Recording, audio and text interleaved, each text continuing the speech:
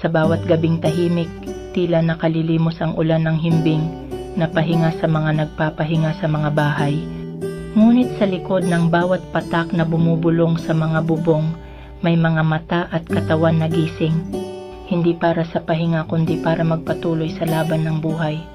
Sa bawat patak, may istorya ng pagod, ng pangarap na pinaglalaban kahit natatabunan ng dilim at lamig ng ulan.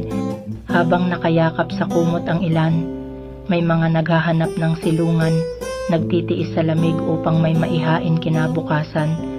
Ang gabi na sa iba ay pahinga ay isang walang katapusang laban para sa iba.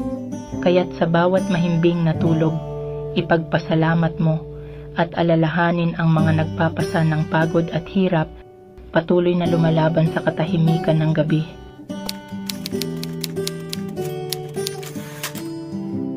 Tahimik ang gabi, maririnig mo ang ambon na tila musika sa bubong. Sa bawat patak ng ulan, may lambing. Nakakatulog ka ng mahimbing, nakapagpapahinga sa lambot ng unan at kumot na kumakapit. Pero hindi lahat ay ganito. May mga gabi na hindi para sa pahinga. May mga mata na nananatiling dilat, mga paa na patuloy sa pagtakbo, mga katawan na kumakayod kahit hating gabi na. Sa ilalim ng ulan, may mga hindi masisilungan. Humahaplos ang lamig na tila yakap ng kalungkutan. Ang iba'y gising, nagbabantay, naghahanda para sa kinabukasan, o humaharap sa mga problemang tila walang hanggan. May mga ina, nagtatrabaho ng patago, upang bukas may laman ang mesa ng kanilang mga anak. May mga manggagawang walang oras ng pahinga, ginagawa ang lahat upang makaraos lamang sa araw-araw.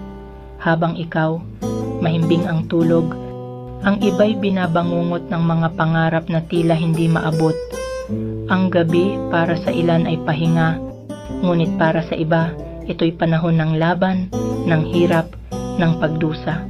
Kaya't sa bawat gabing mapayapa, isang pasasalamat ang iyong ialay dahil hindi lahat ay nakakaramdam ng kapayapaan.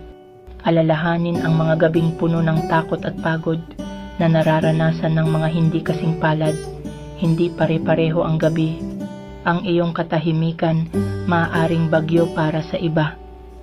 Kaya't ipagpasalamat ang kapahingahang hawak mo at huwag kalimutang magdasal para sa mga tulog na dilat pa rin sa kanilang mga laban.